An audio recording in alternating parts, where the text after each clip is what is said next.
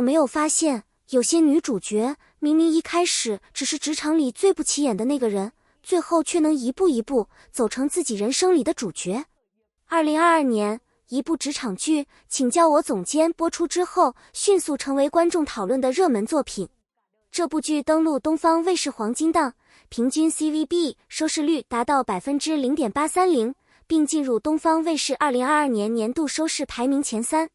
与此同时，剧集在网络上的热度也持续走高，短视频相关播放量超过80亿，并多次登上不同平台的热度榜单。而这部剧真正让观众记住的，并不只是职场竞争、爱情关系和投资行业，更重要的是谭松韵饰演的宁萌，一个曾经被定义为秘书的女孩，最后却亲手撕掉了别人给她贴上的标签。今天我们就来聊聊《请叫我总监》里的宁萌，以及为什么这个角色会让这么多女性观众产生共鸣。宁萌最开始是什么样的？她不是一出场就光芒万丈的职场女强人，也没有所谓的开挂人生。她最大的特点反而是普通。她有能力，但没有得到真正的认可。她有梦想，却被身边的人认为不现实。她每天认真工作，却长期被困在秘书这个职位上。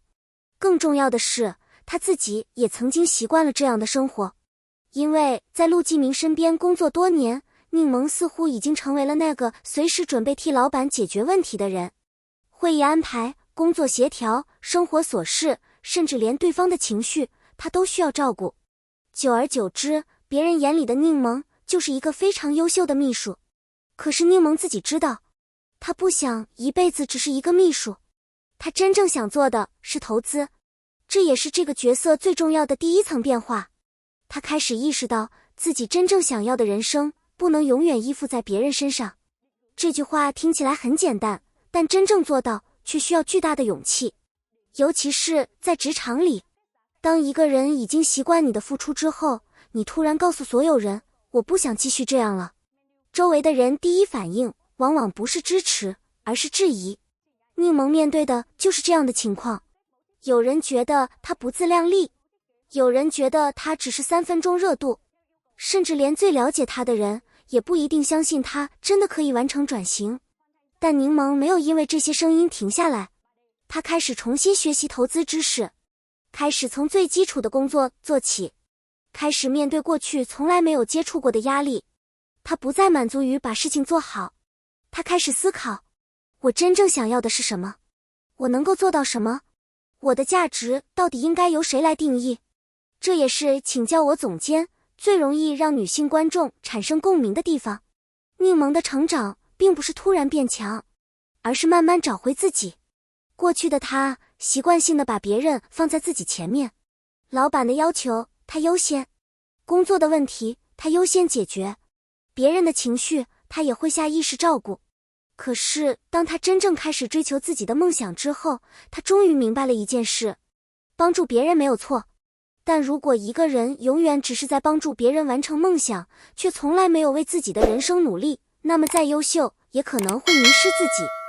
所以宁萌真正的成长并不是从秘书变成投资人这么简单，而是从别人需要什么我就做什么，变成我知道自己想要什么。这就是独立的开始。而谭松韵对于这个角色的诠释也让宁萌显得更加真实。她没有刻意把宁萌演成一个高冷的职场女王。宁萌会紧张，会委屈，会迷茫，也会因为失败而难过。可是她有一个非常重要的特点，她不会一直停留在失败里。摔倒之后，她会重新站起来；被质疑之后，她会用行动证明自己；遇到困难之后，她会想办法解决。这种成长感让宁萌不像传统职场剧里的完美女主，她更像现实生活中的普通女孩。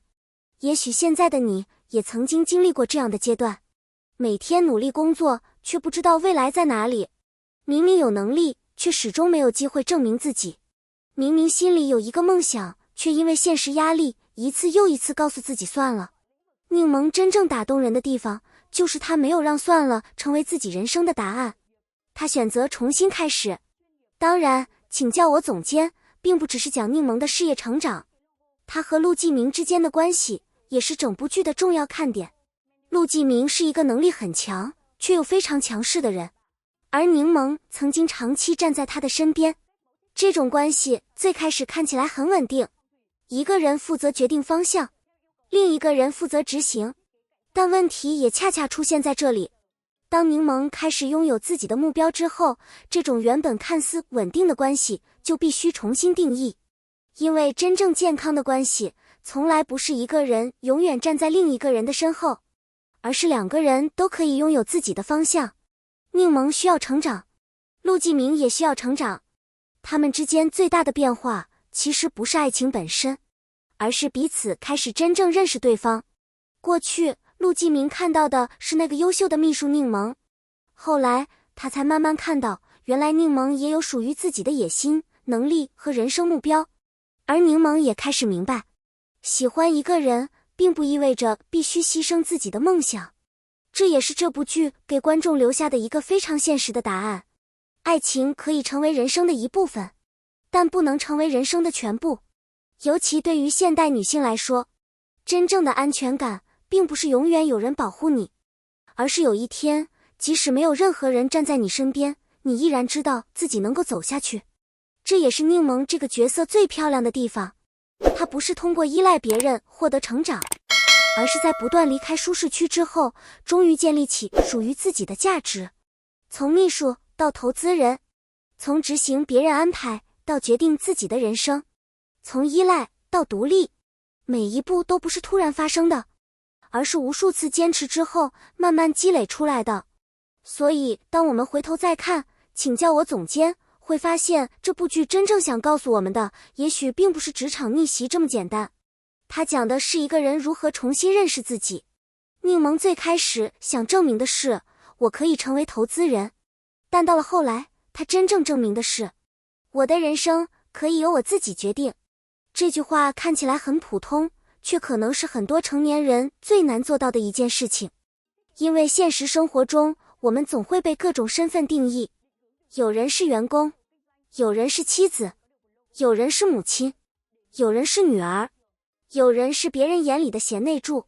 可是当这些身份全部被拿掉之后，你还知道自己是谁吗？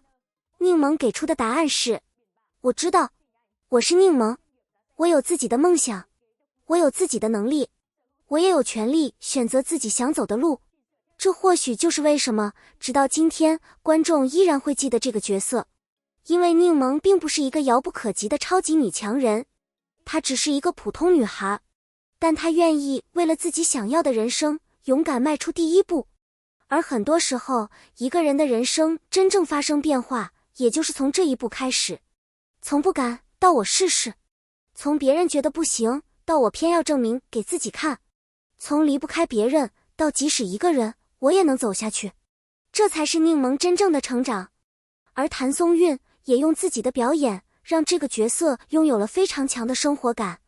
他没有让柠檬看起来永远正确，相反，柠檬会犯错，会犹豫，会流泪，但正因为不完美，他才更加真实。